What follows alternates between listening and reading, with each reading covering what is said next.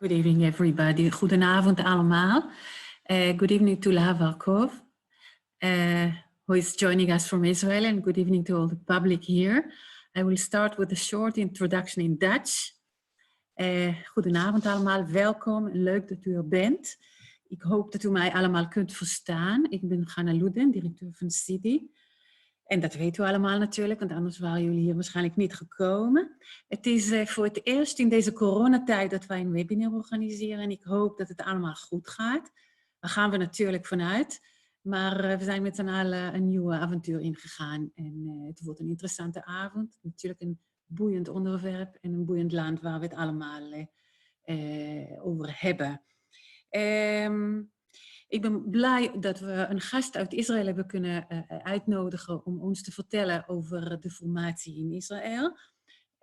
En toen wij mevrouw Harkov hebben gevraagd om een lezing aan ons te houden, toen vroegen we ons af nog, zou ze gewoon kunnen vertellen, dit is de Israëlische regering? Of zou ze ons over de onderhandelingen moeten vertellen en met een nog onbekende einde? Dat is dus de situatie vandaag en daar zal ze ons meer over vertellen. Maar eerst wil ik heel kort iets over mevrouw Harkov zelf vertellen. Lahav Harkov is Israëli, geboren getogen in Amerika, in New Jersey. En vanaf haar 17e woont ze in Israël, waar ze eerst Sharut Leumi heeft gedaan. Dat is dus een vervangende dienstplicht, heeft ze 2 jaar gedaan. Daarna heeft ze haar studie gedaan in de Bar Ilan Universiteit vlakbij Tel Aviv. En heeft ze daar politicologie en communicatiewetenschappen gestudeerd. Waarna zij is gaan werken. Zij is werkzaam bij Jerusalem Post, waar zij een redacteur is en verslaggever. En ze doet onder andere verslag over de diplomatieke zaken, maar ook, en voor onze zaak heel relevant, over de Knesset. Verder wordt ze een veelgezien gast in allerlei internationale media, zoals de BBC, Sky News, maar ook France 24. Ms. Harkov, welcome to the Netherlands. Although virtually this time, we hope to see you in person another time. Thank you very much for agreeing to talk to us about the Israeli situation. We will start with a short introduction by you about the situation, about the current state of affairs regarding the Israeli coalition forming. Maybe you know more than what we can read in the newspapers, and at any case, we hope you can explain to us what is happening there. And after your introduction, as we agreed, we will open the floor for questions and answers. We will not do it orally, but people can write their questions using the button Q&A under the screen you see in front of you. And we will moderate the questions and hopefully we'll get wiser and not more knowledgeable at the end of the day. As I said, this is the first time we do a webinar since the Corona crisis, and we all hope it will work well. We're sure about that, of course. We will have another webinar next week, another discussion, and that will discuss the Corona time in Israel. So if you have, for the public, I'm saying, if you have any questions about that, keep them for next week, Monday. And keep our website and the calendar to see what else is coming up. There are more events planned, like on the 19th of April, we have a meeting with Yossi Klein-Alevi, and there are more to come. For now, I want to give the floor to Lahav, who will start with an introduction. The floor is yours, Lahav. All right, thank you so much for inviting me to do this. I've been told that this is a group with a fairly high level of knowledge of Israeli politics, so I hope that I can just jump into it. So as I'm sure you all know, we've had an unprecedented political situation in Israel where we had 1 year. And I'm going to assume that you have again, relative knowledge of what's been going on the past year. So I'll talk a little bit about the latest, sort of what's been going on since the third election, which was a month ago, 1 day less than a month ago. So when the exit polls came out, it really looked like Netanyahu won. But it just shows that my colleagues in political journalism, we had not learned our lesson from the previous two elections, where the exit polls and the reality are not actually the same. And once we actually got the final results of the election, it was a much murkier picture. So the Netanyahu's right-wing bloc only had 58 seats out of the 120 in the Knesset, so they were just short of a majority. And on the other side of the aisle, it wasn't clear that Gantz would have a majority either. But in the end, he did manage to pull a majority together. He got all of the Knesset members who weren't supporting Netanyahu, except for one, to support him. And that included the predominantly Arab joint list. Now, the joint list historically did not support any candidates for prime minister. The last time they had recommended a candidate for prime minister to the president, which is how sort of the process of forming government begins, had been Yitzhak Rabin. And then in September, they recommended Gantz, but it wasn't so clear that they would do it this time because of the campaign. And basically most of the leadership of Gantz's party, Blue and White, had said that they were not going to form a government that would depend on the votes of the joint list. Now, a lot's been said about that. You know, throughout the campaign, Netanyahu and the Likoed, they would constantly accuse Blue and White of trying to form a party with the joint list. And they would generally, especially in this third election and out of the three, would specify the joint list. Because I think a lot's been made of it saying, oh, if they don't want to support the joint list, then it means that they're against all Israeli Arabs. Now, there's a little bit of a tricky situation here that's important to be explained. The joint list has Knesset members who are openly supportive of terrorist organizations and specific terrorists who have attacked Israelis and Israeli civilians. And this has been going on for years, and this includes their new candidates, it includes some of their old candidates. It's not necessarily all of them, but it is many of them. And they're not apologetic about it. And beyond that, they think that Israel does not have legitimacy as a Jewish state. And so these are core and important issues. And so the majority of the Knesset is uncomfortable, obviously, with those two positions that they hold. And so the joint list is the problem. And people say, well, you know, the Israeli Arabs are citizens of Israel and they have equal rights and we can work with them on civil issues, but the joint list as a party is not a legitimate coalition partner. And that's sort of what this debate was about. And it was going on within Blue and White as well, that a large part of Blue and White said, our goal is to get rid of Netanyahu and replace Netanyahu as leadership of this country. Whereas another large part of the party said, no, these are not legitimate political partners to work with. When it came to time to make a recommendation to President Rivlin, the joint list did recommend Gantz. And so that means that Gantz was and is the first candidate that can attempt to form a government after the election a month ago. Now, at first, there was a lot of talk, not really from Gantz himself, but from other people in the party about trying to form a government that it would not be a majority of the Knesset, but that the joint list would vote with them on a lot of votes. Because the joint list has never been, and the Arab parties that preceded them, they've never been part of any coalition.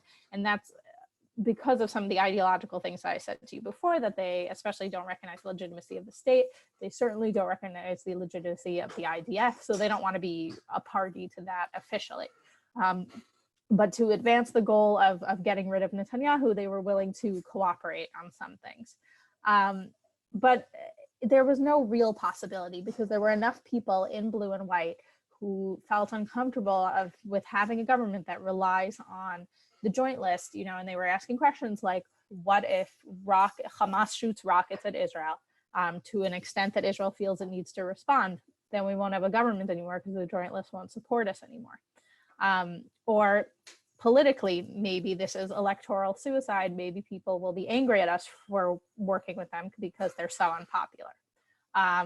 So there was a lot of Blue and White that wasn't going to sort of let that happen, even though there were really only two people who spoke publicly about it, but there was a lot of behind the scenes whispering things to journalists and saying, don't quote us by name. So Gantz was basically stuck. His only other option was a unity government with a coalition with Netanyahu, which is what people have been calling for definitely since the summer, since before the September election. That was a huge thing that so many people, and it was also was very popular in polls, were saying needs to be done. But the thing is that Gantz had promised over and over again that he would not sit in a government with Netanyahu, and his justification for that was that it's not legitimate to have a prime minister who is under indictment on corruption charges. Now, it is legal in Israel for Netanyahu to remain prime minister. I mean, as you see, he's still prime minister, even though he's indicted on multiple charges of corruption. But many people, not just Gantz, feel that it's not okay. Then comes the coronavirus. Now, of course, the coronavirus, the world became aware of it in January already. Israel was actually the first country to close its borders to China. And overall, Israel closes borders to flights coming from more and more countries over time. Israel was a leader in that policy, and that's why the wave came to us relatively late. But of course, now we're really in the middle of it. We hope that it's peaked. There's some thought that it's peaked. But anyway, that's not the topic here. But as the emergency grew greater, even on election time, there were special coronavirus voting booths for people who were supposed to be in quarantine. I believe that during the election, there were very few cases, only like a handful of confirmed cases of coronavirus, but there were a lot of people in quarantine at that point because there were a lot of countries where if you came back from that country, you got into quarantine for 2 weeks.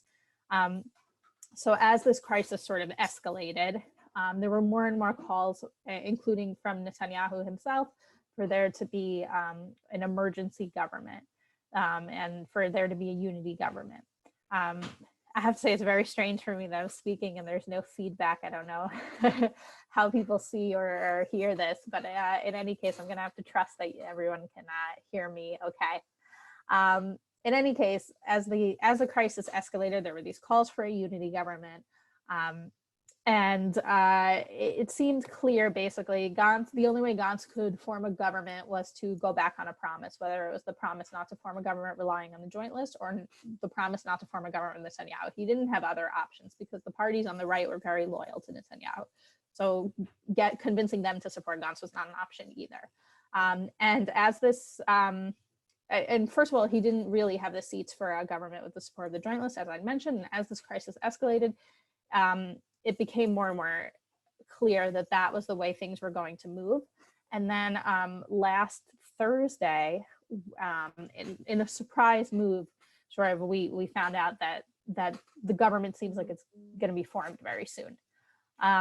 What happened was, while Netanyahu and Gantz were sort of slowly but really negotiating to form a government together, part of the Gantz's Blue and White Party, which is the Yesh Atid party, is one of the three parties forming Blue and White. They were leading moves in the Knesset that were very antagonistic to Netanyahu. So they sort of pushed to unseat Knesset Speaker Yuli Edelstein, who's a good ally of Netanyahu's. They pushed to replace the chairmanship of committees with their own people. There are a few temporary committees that run even when it's between sort of governments, between Knessets. So right after an election. And they were replacing them with people who were very hostile to Netanyahu. And Netanyahu put his foot down, basically. Edelstein was ousted from his position, and that was a complicated story in of itself. So I'm not going to get into it unless someone asks me a specific question, which you're welcome to, but I'm not going to get into it right now. And instead of Edelstein being replaced with Meir Cohen, who's someone from the Yesh Atid party that is the sort of part of Blue and White that was most hostile to Netanyahu, Gantz became the person to replace Edelstein. He put his hat in the ring. He said, "I'm running," and he and Gantz was voted Knesset Speaker in the end because the entire right wing supported him. Because the reason Gantz ran for Knesset Speaker, even though he's candidate for Prime Minister, it sounds a little strange, but the reason he did it was to be really a placeholder, so that things, the hostility between the sides wouldn't escalate to the point that there can't be a government, because at least, you know, if we take Gantz at face value, and I do on this front, he thinks it's very important for Israel to have a government right now so that we can deal with this emergency. Part of the problem of not having a government and only having an interim government is a budgetary problem. It's a lot harder to transfer the funds that are needed for a lot of different things. And in the end, the funds that can be transferred are all going to health issues, which of course is important, but as I'm sure, well, actually, I mean, my understanding is in the Netherlands, you're not really in lockdown unless that's changed since I read about it. But in Israel, we're in lockdown. So many people are on unpaid leave now. About a quarter of the country has applied for unemployment, and which is crazy, because in October, Israel had the lowest unemployment rate ever in its history. And now we have the highest ever in our history because we're all in lockdown, people can't go to work. And those kinds of things, sort of economic aid, are the things that are dropping by the wayside because there's no budget. And that's very important to people as well. I mean, and in some cases can be life and death as well. So, so that's just one reason for the urgency that the government soon. So Gantz really believed this, and so he was willing to make himself Knesset speaker, be the placeholder, so that a government can be formed soon. Now, the result of this, the immediate result of this, was that Blue and White broke up. So Gantz's party, which was called Israel Resilience Party, they are going with Netanyahu.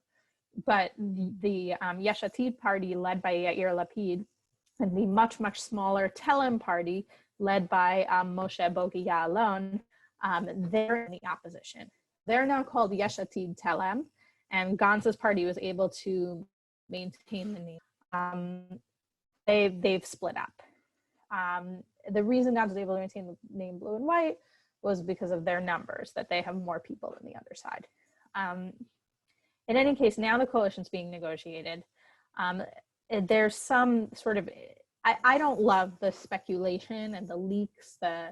If you watch the news from Israel, or if you read sort of the Twitter accounts, a lot of people will say, oh, this person's going to be this minister and that person's going to be that minister.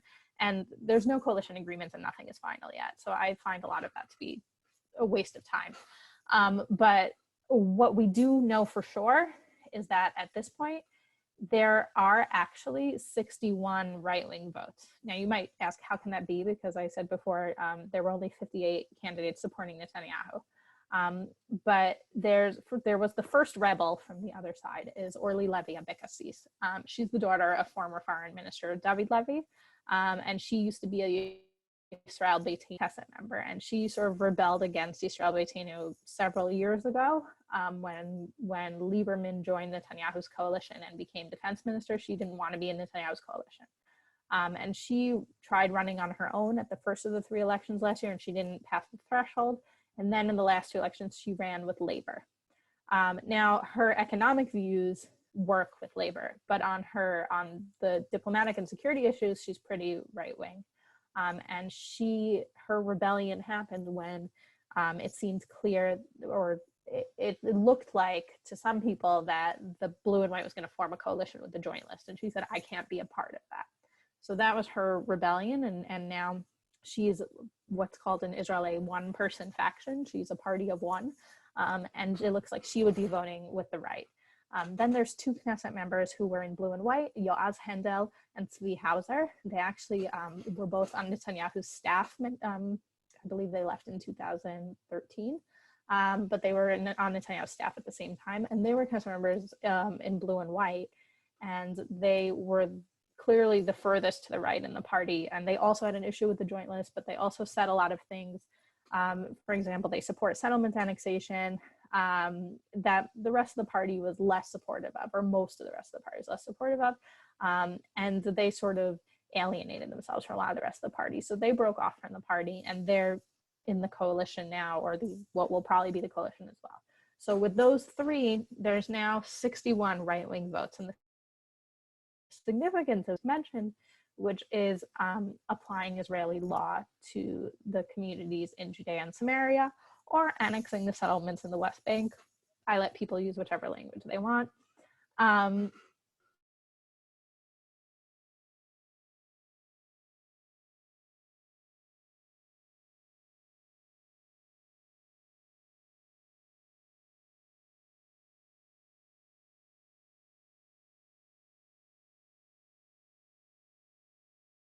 plan came out, he said he really supports the plan. But then when you look at the more sort of granular details of what he says that you need international support and that Israel needs support from its neighbors. And speaking to, you know, the people who are advising Gantz this week, they said to me that specifically the support of Jordan and Egypt is very important to him before Israel can make any move like that. He wouldn't want it to be, he realizes the Palestinians will never support it, but he wouldn't want it to be unilateral when it comes to the neighboring countries. To me, it seems unlikely that that would ever really happen. But the question is, will there be sort of freedom of conscience so that people in the Knesset can vote however they feel is right on this issue? Or is this going to be a position that's in the core of the coalition agreement? And I think also it'll be hard for anyone to say no to a US president, maybe, on this issue. So that's something to look out for. The other thing is the number of ministers is supposed to be very high. There's talk about 30 or even more ministers, which is a lot for Israel. I think it's a lot for the world too. I saw some kind of chart. But the agreement is that there's parity between the right and the center in this coalition, which means that even though the right is going to have really 61 seats, and Gantz and his supporters will have, I think it's 17 or 19, depending on whether Labor joins the coalition or not, which there's been some talk about Labor joining. So even though there's a huge disparity in how many seats they have in the Knesset, they're going to have an even amount of ministers on each side within the coalition. And that's part of the agreement. And the other big part of the agreement is that there will be a rotation for prime minister. So Netanyahu will be prime minister for a year and a half, and then Gantz will be prime minister. It actually comes out to less than a year and a half. It's 15 months. There are a lot of people who have said to Gantz, and including his old party members who refuse to be in coalition with Netanyahu, that they don't actually trust Netanyahu to make that transition, which to some extent is understandable, because Netanyahu has very much wanted to remain prime minister, as anyone can see. But the other parties in the right-wing bloc have offered their sort of guarantee that it would happen, because Netanyahu would not be able to remain prime minister if he didn't have support from a majority. So they have said to Gantz that we commit to supporting you when it's your turn. So that's, you know, if you don't trust Netanyahu, Bennett, Aryeh Deri, and Yaakov Litzman, that's a question that, you know, Gantz will have to answer. But at this point, you know, he actually today messages that he sent to activists from Blue and White sort of were leaked to the press. And he says that, you know, this is not perfect. This is not what we wanted, but there's an emergency. And, you know, it would be really not just intolerable, but it would like just be really bad for the country if we were to have a fourth election right now. So we have to do what we can. So that's where we are right now. There's some, the negotiations are still ongoing. And I think the biggest sort of issue in the negotiations is the Justice Ministry and the sort of law enforcement positions. Gantz has insisted that it be, the Justice Minister be someone from Blue and White, and Netanyahu has insisted that he should have veto power over who is chosen. So a lot of this has to do with these sorts of rule of law issues and issues of the judiciary, which have come up a lot in the election. You know, Blue and White put a big emphasis on the whole corruption issue with Netanyahu. And the right wing in Israel for a long time has had issues with judicial activism, and they want a more conservative court. So all of these things are coming up right now in the coalition talks. And if that interests people, ask a question and I can expand on that. So I think that's more or less what's happening right now, and I'd be happy to answer questions. Okay, thank you, Lahav. I would like to remind you that if anybody wants to pose any question, you can use the Q&A button on the bottom of your screen, of your Zoom screen. We will not take oral questions because this is too complicated logistically. We have gotten some questions, and maybe we should start with maybe elaborate a little bit. What are the core issues, as you see it, Lahav, that that blocked the agreement. You talked about the Trump plan. You talked about the Ministry of Justice. Are there any other issues you would like to mention? At this point, I think those are the two big issues that are being debated. I mean, there's some small things, but overall, the Justice Ministry is a really big issue. The Trump plan, it depends who you ask, but certainly on the right, they're very much insisting that it be part of the plan. And then in Gantz's sort of camp, there's differences. Some people say Gantz won't stand for it, and some say that he'll allow it under certain conditions. So it's definitely a wait and see situation. I don't think that it's something that he would have wanted if he was not politically pressured into it, though. And could you explain why this is a point? You said he declared it would depend on agreement of Egypt and Jordan, but do you think it also has to do with? Yes, I'm sorry. No, I mean, he's talked about the Jordan Valley, for example, as being essential to Israel's security, and that Israel would always maintain a presence there. But part of Gantz's campaign tactics was to be very vague. And what is a president, because he was in the center and he wanted to pull in voters from the right and the left. So what does maintaining a presence in the Jordan Valley mean? To those two Knesset members from Blue and White, who I mentioned, who are very right wing, that means annexing it, making it like any other town in Israel.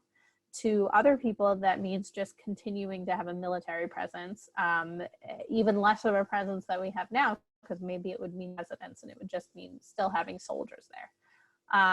So, you know, the things that Gantz has said can run the gamut of any of those things, and it's hard to know exactly.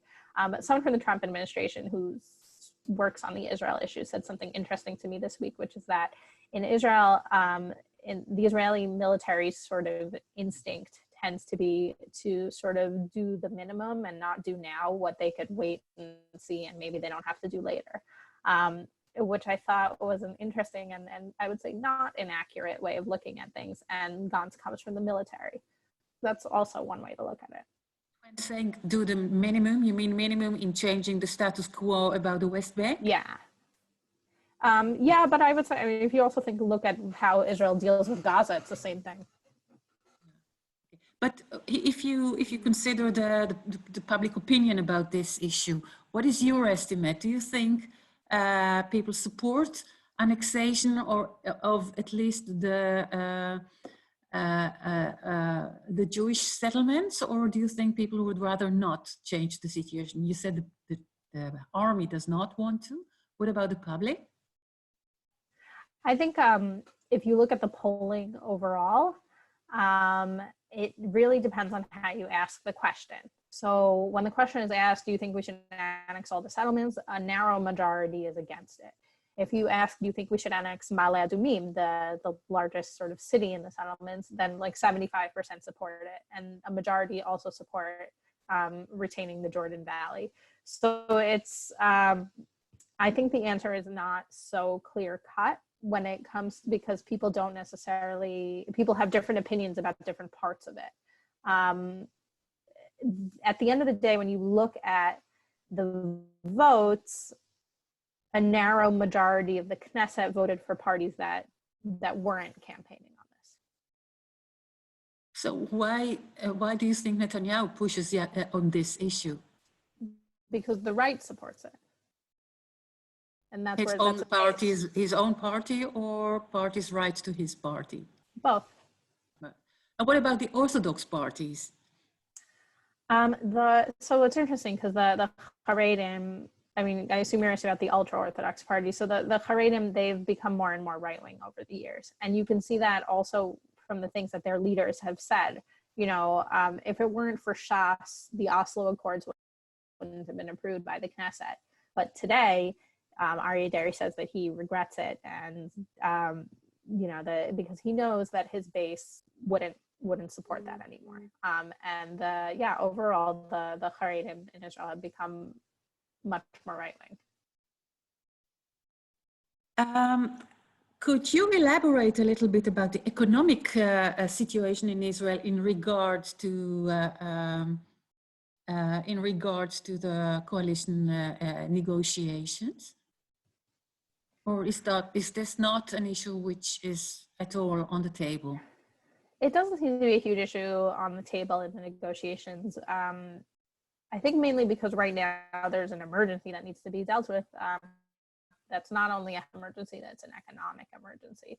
Now, obviously, there are different approaches to handle the economic emergency, but that doesn't seem to be a big part of the negotiations at the moment.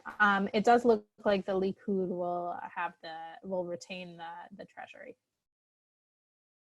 Okay, Likoed will retain the treasury. And we know that the current minister of the treasurer is going to resign anyway because he was not elected to parliament. Are there any estimates about who it is going to be?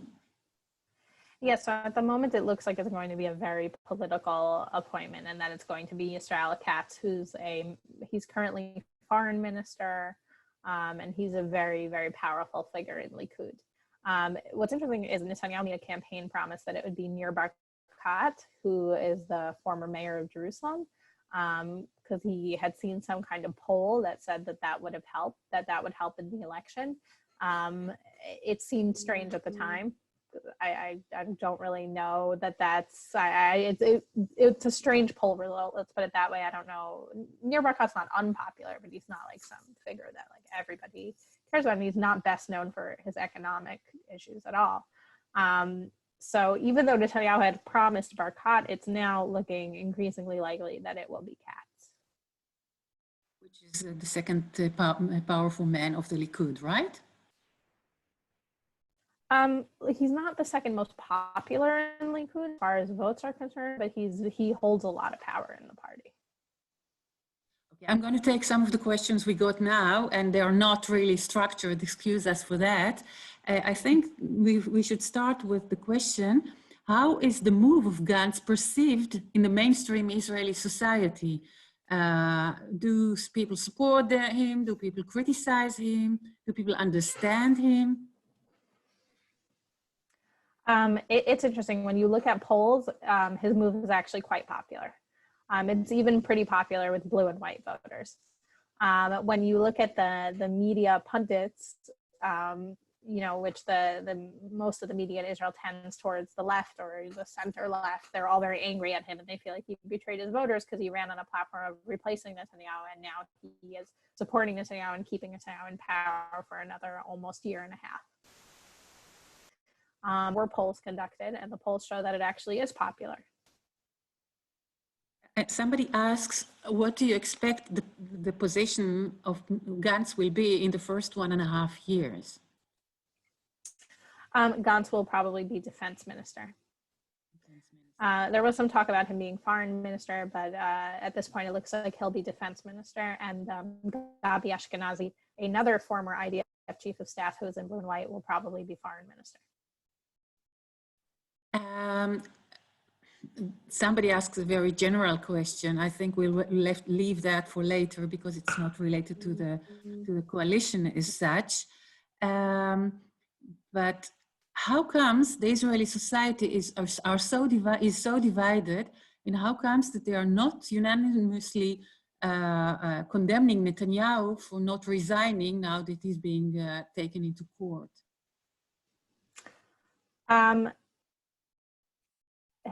It's a very big question.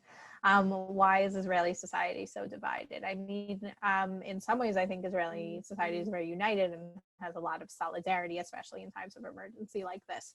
But we have had a year where we had 3 election campaigns in a row, and the rhetoric sort of grew increasingly hostile between the sides, I would say. And so that certainly has not helped things. Why is there no agreement that Netanyahu should resign?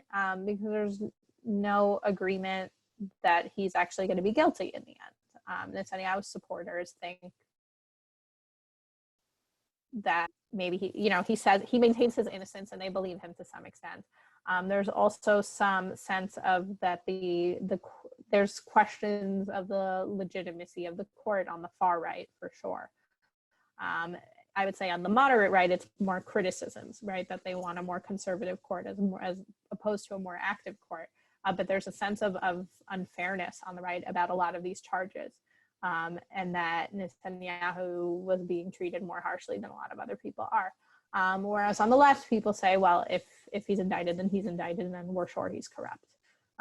So, you know, this is an ongoing debate, and it's not only extreme people who think that Netanyahu is a legitimate prime minister, even in this situation. I think this point is maybe the most difficult point to understand here in Europe, because in Europe, people follow the line, which is also the line people are talking about in Israel, who say Netanyahu should resign, is that if you're indicted, then you should resign. And if you're not guilty, then you can come back to politics. And in Israel, that used to be the case, if I'm not mistaken. Now it's not. Sometimes, not always. Look, if you're a minister, then legally, and this began with Aryeh Deri in the 90s, then legally they had to resign, or they were fired. But the prime minister not, because and when this law was passed, the members of Knesset didn't want to give the attorney general the power to depose a prime. And so that's, you know, and that is effectively what would have happened, right? And then Netanyahu would have been forced out of office in the middle of an election season. So things sort of, you know, the way the lawmakers intend, this is what the lawmakers intended 17 years ago when this law was passed. And in the end, Netanyahu maintains his innocence. I guess he's not a young man. I mean, he's not someone who would ever talk about his own mortality, but we know that he's not a young man, so maybe he thinks he won't have the chance to come back. Do you think that the ideas that Kahol Lavan had before they split about changing the law so that a prime minister cannot serve in office more than 10 years, I think it was, and some other changes to the law, do you think this is no more an issue, or do you think it will still keep coming up and be brought into discussion in the Knesset? I think that it'll keep coming up because I think that it's one of the few ways that Gantz still has leverage over Netanyahu. Because as I mentioned, there are probably 61 right-wing votes in the Knesset, but there are only 58 votes in the Knesset that would oppose these kinds of laws that would be seen as personal laws hurting Netanyahu. So as long as Gantz can sort of threaten or implicitly threaten to use the majority that he had that supported him to pass laws that would hurt Netanyahu, then they're able to negotiate. I mean, it's sad to put it that way, but it's true. That's how politics works. I'm just looking at my questions again, excuse me. Do you expect that if things change in a way, like, for example, if they, how long still does Gantz have in order to present any coalition at all? The middle of April. The president. Yeah. I'm sorry? Yeah, he has till the middle of April. I don't remember the exact date right now, but it's during Pesach, the middle of Pesach, and during Passover, and probably negotiations don't usually really happen during Passover. So like, if there's no coalition between now and Wednesday, then the mandate will go over to Netanyahu. But it doesn't, in practicality, it doesn't really make a difference because they were going to form a government together anyway. And I don't think that Netanyahu will be able to form a government without Gantz. When I'm talking about 61 seats on the right, I think at least two of them, Hauser and Hendel, they specifically want a unity government. And I don't think that they would be part of a Netanyahu government that's without Gantz. Maybe for our listeners, it's important to say that the law in Israel says that the president appoints somebody to form a coalition, right, and that person gets exactly 21 days to do that. If the person after 21 days can show that he has a good papers and is now working on forming the government itself and deciding which persons will carry which ministry, then they get 1 and sometimes 2 weeks extra. But if they do not succeed, and this is what happened last time, they as they call it in Israel, the return the mandate to the president, who will ask a second person to do the same, to try and form a coalition. Now, that's why Gantz has only 1 week now in order to show that there is a realistic probability for a government with this in this consolation. What is your estimate? Is it going to succeed? I think that there'll be a unity government in the end. I'm not sure that they'll manage it during Gantz's time because Netanyahu might find some kind of advantage of waiting it out until then. If there's one thing I've learned in my, 8 years of covering, almost 9 years of covering Israeli politics, is that Netanyahu has tricks up his sleeve that are sometimes hard to predict. And in this case, the fact that Netanyahu could theoretically form a government without Gantz might be something that he will use as leverage to get even more concessions from Gantz than he's gotten so far. I don't know for sure if it's going to happen or not, but it's definitely a possibility. So do you think Gantz did commit a suicide by moving to become first the speaker and splitting his party, which was... I don't think the becoming speaker part is that important because in theory it's going to be temporary, right? If there's a government, he'll just have been speaker for a few weeks. It's the splitting his party that's an issue. The question is, I would say, we don't know now. We have to see looking forward. What kind of defense minister is he? Defense ministers are traditionally the most popular minister in the government. What will he be like as prime minister if he ends up being prime minister? Will people give him credit for actually getting rid of Netanyahu in a year and a half, at least, or at least replacing him as prime minister? So because there is no government yet and none of that has happened yet, I think that the sort of reports of his suicide are premature. People have varies when it comes to politics in Israel a lot of times, and it's possible that people will forgive him. Even his former partners? No, I don't think Yair Lapid is going to forgive him. I think Yair Lapid sees himself as a better candidate for prime minister. And so I don't think that he's going to be number 2 to Gantz again. But the question is what the voters will think. I'm looking to see if there are new questions around. I don't see any new questions. So I would like to move to another issue, which is probably interesting, which is very different in Holland than it is in Israel. And like if we see, for example, nowadays, you said one of the most important posts is the Minister of Defense. Now it's being carried out by Naftali Bennett, who is a member of a smaller party. He is very vocal about his opinions, which are not in line with the line of government. And he did the same when he was minister of education as well. This is for Dutch people very strange. Yeah. We don't do that in Holland. Could you explain how these things work in Israel? Yeah, if you go back to 1973, the Yom Kippur War, which by all accounts was pretty disastrous for Israel, even though Israel, I guess, won in the end. When people go back and analyze how that happened and how Israel was so surprised by the attacks from the neighboring countries, one of the things that people point to is groupthink, which is that you had a room full of people that they were all agreeing with each other, and clearly people were afraid to speak out and give opposing opinions. And I think that this is a huge scar on the Israeli psyche.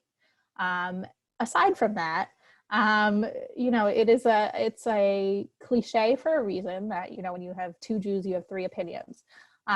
So the combination of these things, where we're inherently and historically and opinionated and stubborn people, together with it really being dangerous to not have different opinions presented, leads to this political culture where things like what Bennett has done are not considered unacceptable to Israelis, or even that strange.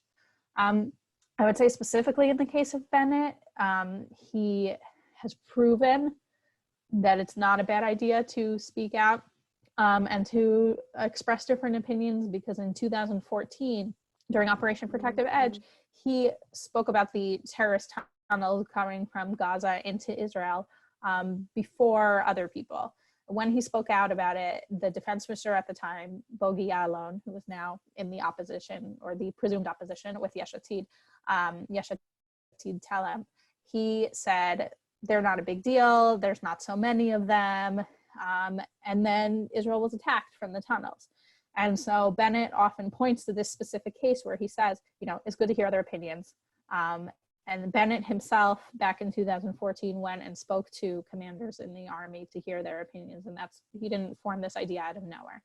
So now with the coronavirus stuff, he's giving daily press conferences as defense minister, in part because really as defense minister, he has a huge role in emergency preparedness for Israel. And so he talks about what the defense ministry is doing. They're responsible for they've commandeered a number of hotels in Israel, and they're responsible for people in quarantine, for example.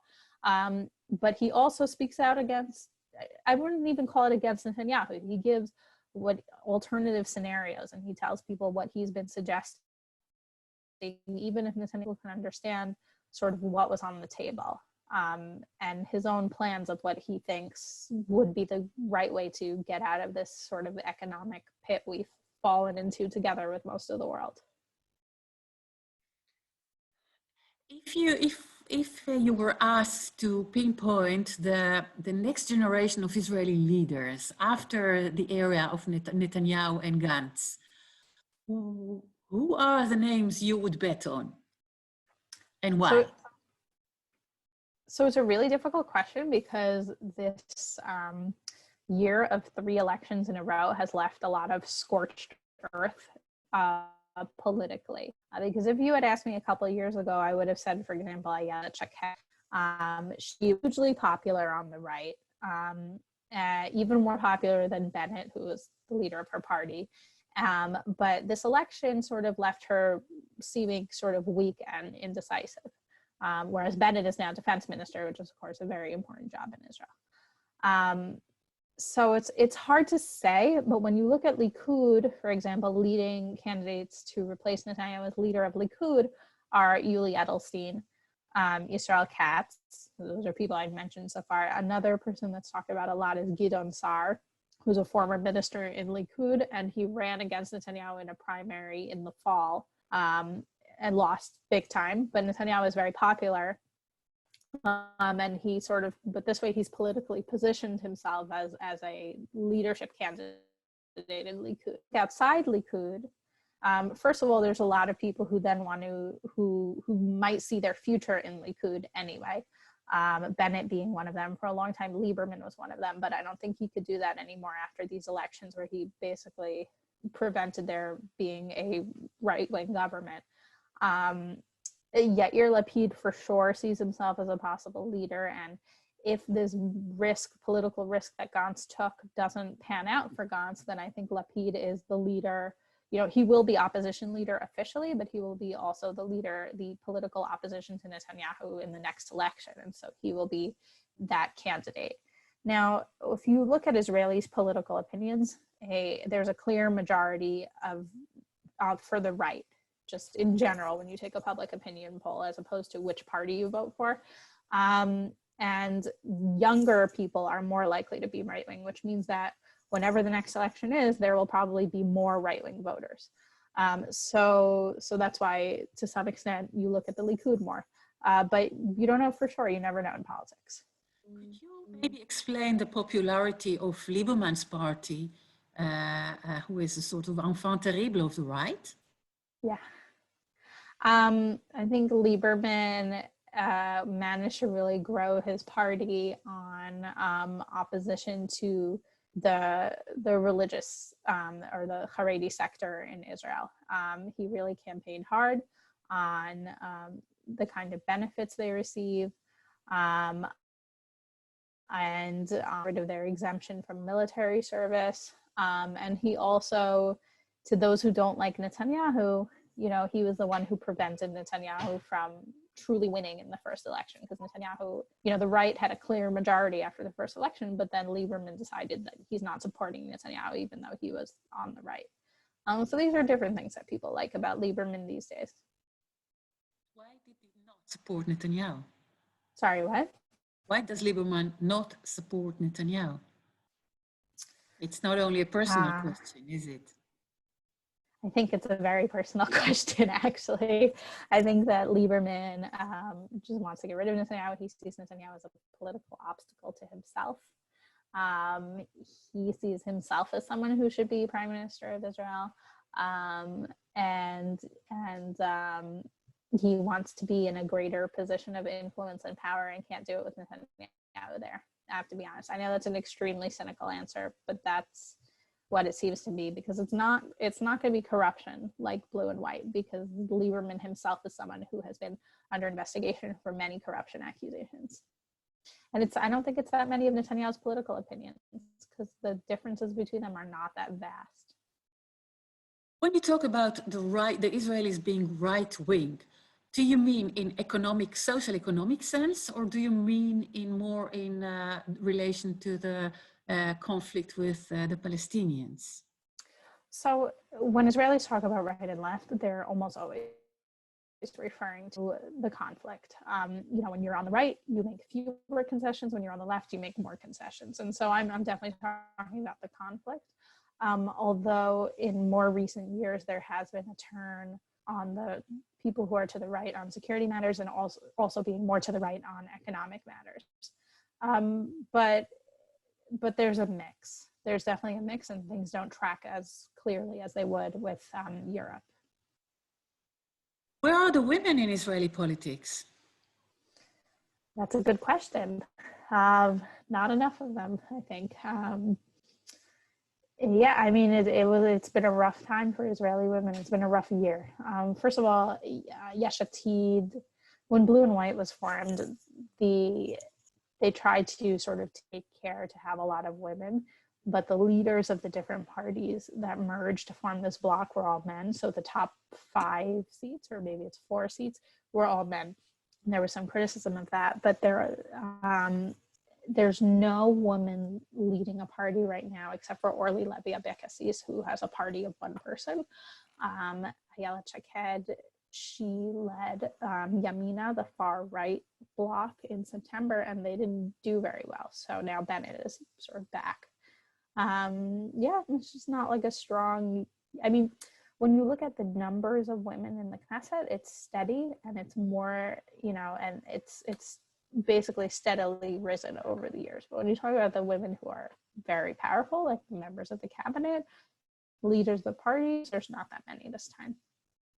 Could you give us a portrait of one or two of the leading women in Israeli politics? Yeah, and I think this has to be the last question. I mean, I've mentioned Ayelet Shaked a few times, so I'll talk to you a bit about her. Ayelet Shaked she was justice minister from 2015 to the end to 2019. She started her career in politics actually as the head of Netanyahu's office when Netanyahu was opposition leader back in 2006. And she was a Likoed, sort of an active member of the Likoed party. But she had worked together with Naftali Bennett in Netanyahu's office. And when Bennett said he wanted to enter politics, she joined with him and ran with him, not in Likoed. But she's very much, or at least she was for a long time, very much beloved in Likoed, and people in Likoed would constantly tell her to come and run with them. Now, she's very staunchly right-wing. She thinks Israel should retain all of the land of Israel, all of the West Bank.